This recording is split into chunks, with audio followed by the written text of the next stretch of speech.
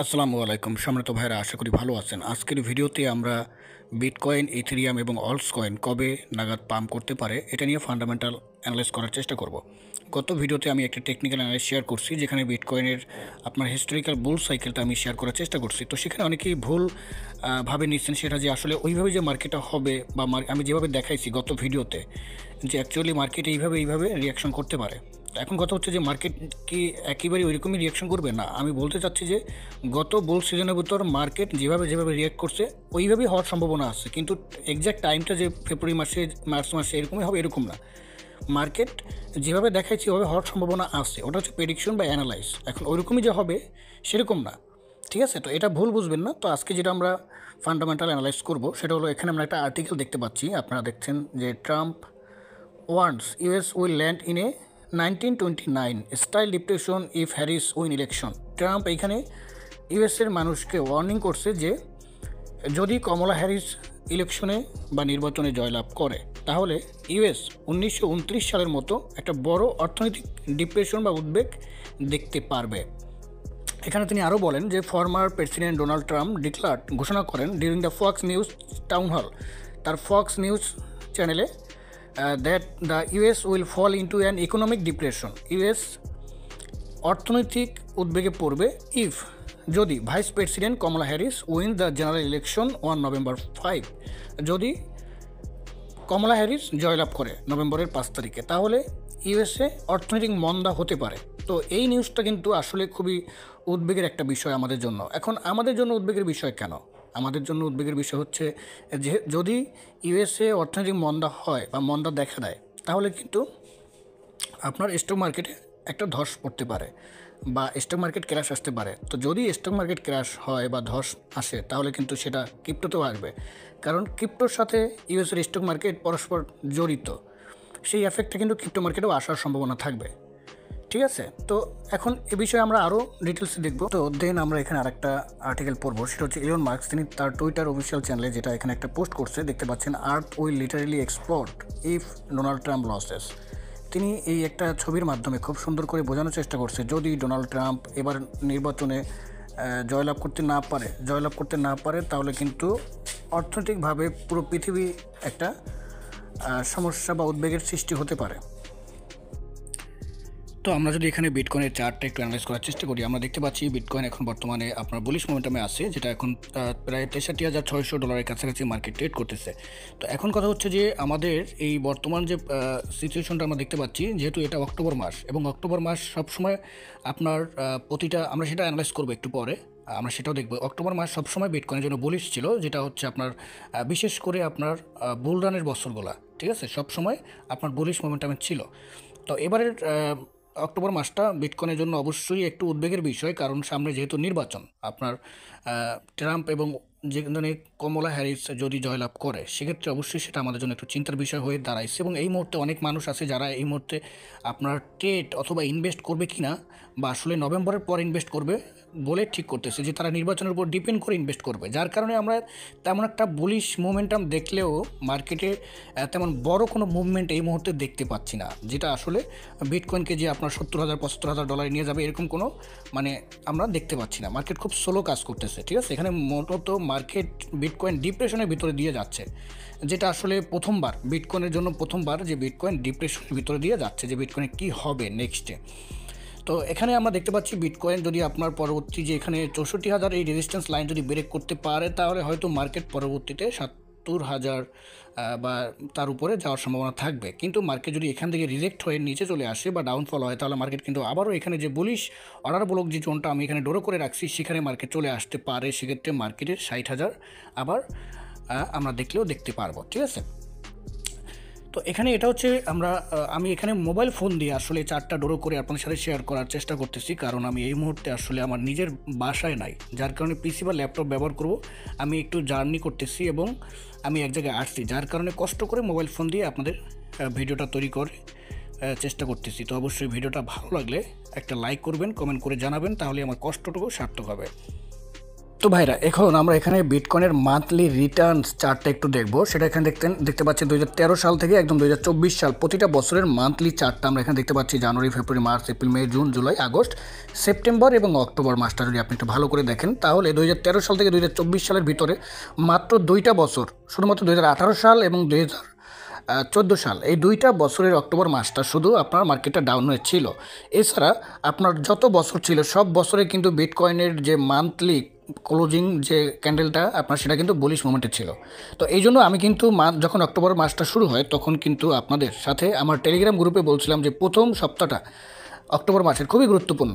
আপনারা যারা আমার টেলিগ্রামে আসেন, ঠিকভাবে আমার টেলিগ্রাম পোস্টগুলো ফলো করেন, তারা অবশ্যই জানেন আমি পোস্টের মাধ্যমে আপনাদেরকে সতর্ক করছি যে অক্টোবরের প্রথম মাসটা চিন্তার বিষয় একটু দেখতে হবে। তো যার কারণে আমরা এখনও বুলিশ মোমেন্টামে দিয়ে যাচ্ছি এবং আপনার 2000 অক্টোবর মাসে আপনারা দেখতে পাচ্ছেন 2024 অক্টোবর মাসে কিন্তু 0.26% এখন পর্যন্ত মার্কেট বুলিশ মোমেন্টামে আসে এবং সেটা কতটুকু পার্সেন্টেজ হয় সেটা আমরা এই মাসের শেষে বা অক্টোবর মাসের বিটকয়েনের মান্থলি ক্যান্ডেল ক্লোজিংয়ের উপরে ডিপেন্ড করবে বা অথবা উইকলি ক্যান্ডেল ক্লোজিংয়ের উপরে ডিপেন্ড করবে যে আসলে মার্কেটটা শেষমেশ বুলিশ মোমেন্টামে ছিল বা আছে কিনা।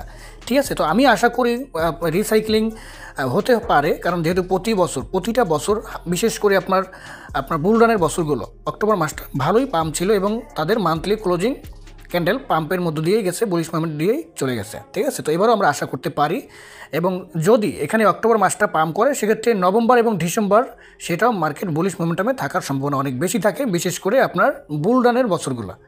ঠিক আছে, তো এরপরে আপনাদেরকে আরেকটা জিনিস আমি শেয়ার করার চেষ্টা করব, সেটা হচ্ছে bitcoin quarterly Returns. বিটকয়েনের Q1, Q2, Q3 এবং Q4। আসলে Q1, Q2 এবং Q3, Q4 এগুলো কী আসলে বিষয়টা হলো যে একটা বছরকে আপনার 4টা ভাগ করা হয়। একটা বছরকে যেমন প্রথম 3 মাসকে বলা হয় Q1, তারপরের 3 মাসকে বলা হয় Q2 এবং তারপরের 3 মাসকে বলা হয় Q3 এবং লাস্টের যে 3 মাস থাকবে অক্টোবর, নভেম্বর এবং ডিসেম্বর, এই 3 মাস নিয়ে হচ্ছে Q4। তো মোস্ট অফ দ্য টাইম Q1-এ, Q2, Q3 বিটকয়েনের আপনার কোয়ার্টারলি রিটার্ন যদি আমরা দেখি আপনার 2013 থেকে 2024, তার 2024 Q1 মানে 2024 সালের প্রথম 3 মাস মার্কেট প্রায় 68% ডাউনে থাকে। এরপরে Q2-তে 98%, মানে সরি এখানে Q2-তে বিটকয়েন 2024 সালে -11% ডাউনে চলে আসে এবং Q3-তে মার্কেট মোটামুটি 0.96% বুলিশ মোমেন্টামে আসে এই মুহূর্তে এবং Q4-এ আমরা দেখতে পাচ্ছি 0.26%।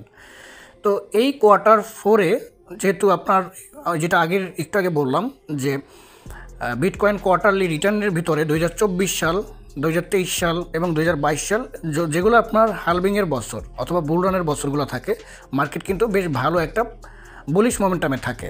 ঠিক আছে, তো এবারও আমরা Q4-এ যদি দেখতে পাচ্ছি বিটকয়েন আপাতত এখন পর্যন্ত বুলিশ মোমেন্টামে আছে, সুতরাং আমরা বুলিশই ধরে নিব মার্কেটকে অক্টোবর মাসটা। যদি অক্টোবর মাসটা বুলিশ মোমেন্টাম হয় তাহলে নভেম্বর, ডিসেম্বরে বুলিশ থাকার সম্ভাবনা আছে, তবে নির্বাচনটার সময় মার্কেট একটু এফেক্টেড হতে পারে, একটু ভলাটিলিটি বেশি হতে পারে।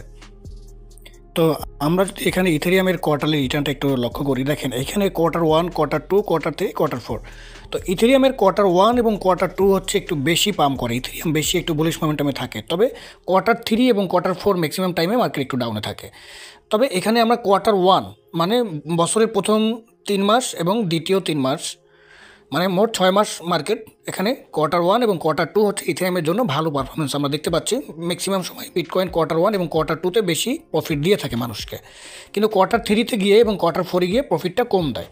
এবং যেহেতু সামনে বুলরানের বছরগুলো হয়তো আপনার একটু মোটামুটি মার্কেট বুলিশ মোমেন্টামে থাকে। এই যে দেখেন প্রতিটা 2020, 2021 এই 2 বছর তো যেহেতু বুলরানের সিজন ছিল এবং হালভিংয়ের সিজন ছিল, যার কারণে এখানে আপনার এই Q1, Q2, Q3, Q4 4টা কোয়ার্টারই মোটামুটি ভালো রিটার্ন দেয়, যেহেতু বুলরানের বছর ছিল এই কারণে। এখন কথা হচ্ছে যে যখন যে বছর হালভিং থাকে, ধরেন বিটকয়েনের হালভিংয়ের পরে গিয়ে বিটকয়েন 200 দিন থেকে প্রায় 250 দিন পরে গিয়ে তার বুলিশ মোমেন্টাম স্টার্ট করে বা বুলরানটা স্টার্ট করে। ঠিক আছে, বিটকয়েন হালভিংয়ের পর থেকে 200 দিন অথবা 250 দিন পরে বিটকয়েনের বুলরানের জার্নি শুরু হয়। তো ভাইরা এখানে আমি একটা চার্ট আপনাদের সাথে শেয়ার করব, সেটা হচ্ছে আপনারা দেখতে পাচ্ছেন যে এখানে বিটকয়েনের হালভিং একটা চার্ট। তো প্রতি হালভিংয়ের যে বছরটা থাকে সেক্ষেত্রে আপনার এইখান থেকে দেখেন প্রায় 200 দিন পরে বা 250 দিন পরে গিয়ে বিটকয়েনের হালভিংয়ের পর বুল রানটা স্টার্ট হয়।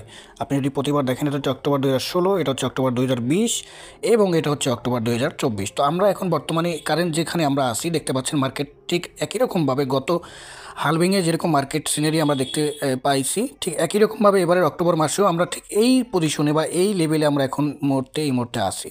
এই যে দেখতে পাচ্ছেন অক্টোবর 2024 এবং বিটকয়েন হালভিংয়ের প্রায় 200 দিন বা 250 দিন পরে গিয়ে বুলরানটা স্টার্ট হয় এবং সেটার গত বুলরানগুলো যেভাবে হয়েছে এবারের বুলরানে মার্কেটের বর্তমান সিচুয়েশন ঠিক একই রকমভাবেই আমরা দেখতে পাচ্ছি। সুতরাং ধারণা করাই যায় যে আসলে কীভাবে কী হতে পারে। তো এখানে বিটকয়েন কোয়ার্টারলি রিটার্নস থেকে বা ইথেরিয়াম কোয়ার্টারলি রিটার্নস থেকে আমরা যেভাবে বা যেটা বুঝতে পারি সেটা হচ্ছে যে বিটকয়েন কোয়ার্টারলি রিটার্ন থেকে যে অক্টোবর মাসে বিটকয়েন আপনার বুলিশ মোমেন্টামে থাকে, অক্টোবর মাসে বুলিশ মোমেন্টামে থাকে এবং মান্থলি ক্লোজ যদি বুলিশটা হয় বা মান্থলি ক্লোজ যদি বুলিশ মোমেন্টাম দিয়ে শেষ করতে পারে তাহলে বিটকয়েন কিন্তু ভালো একটা পারফরমেন্স করবে। সেক্ষেত্রে বিটকয়েনের লাস্টে ডিসেম্বরের লাস্টের দিক থেকে এবং জানুয়ারির ফার্স্ট সপ্তাহে হয়তো বিটকয়েন একটা নতুন এবং বড় একটা র্যালি ক্রিয়েট করতে পারে। ঠিক আছে, তাহলে ইথেরিয়ামের কী হবে? ইথেরিয়াম কবে র্যালি ক্রিয়েট করবে? তো আমরা যেটা একটু আগে বুঝতে পারছি যে ইথেরিয়াম সবসময় Q1 এবং Q2-তে পারফরমেন্স ভালো করে। তাহলে বিটকয়েন প্রথমে ডিসেম্বরের শেষে এবং জানুয়ারির প্রথমে, যেমন Q3 এবং Q4, এটা হচ্ছে বিটকয়েনের জন্য। তো বিটকয়েন Q4-এ সবসময় ভালো পারফরমেন্স করে, তাহলে Q4 পরে কোন জায়গায়? ডিসেম্বর, অক্টোবর, নভেম্বর এবং জানুয়ারির শেষে প্রথম সপ্তাহে। ঠিক আছে, তো এই দিনগুলো বিটকয়েনের জন্য ভালো এবং ভালো পারফরমেন্স করে, তাহলে Q4 হচ্ছে বিটকয়েনের জন্য। তাহলে 25 সালে জানুয়ারি, ফেব্রুয়ারি, মার্চ, এপ্রিল এটা হচ্ছে Q1, Q2-র মধ্যে পড়ে। তাহলে আমরা জানি যে ইথেরিয়াম Q1 এবং Q2-তে ভালো পারফরমেন্স করে।